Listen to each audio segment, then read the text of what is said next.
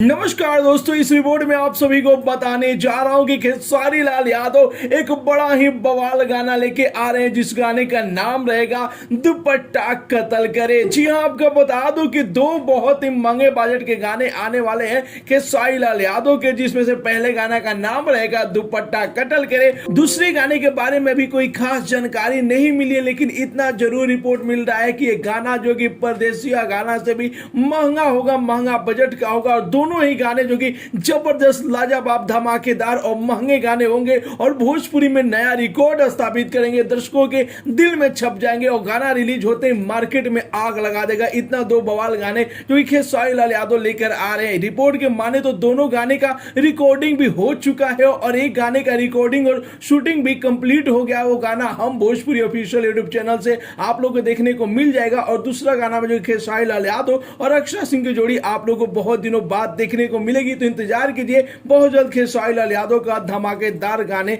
आने वाले हैं। लोगों के बीच में गाने का पोस्टर और रिलीज डेट बता दिया जाएगा। तो ये रिपोर्ट कैसा लगा अपना राय जरूर ही कमेंट बॉक्स में बताइए और साथ ही साथ इस वीडियो को ज्यादा से ज्यादा लाइक कीजिए, ज्यादा से ज्यादा शेयर कीजिए। मिलते अगले वीडियो में एक नया न्यूज के साथ, तब तक के लिए बाय बाय, टेक केयर, जय हिंद।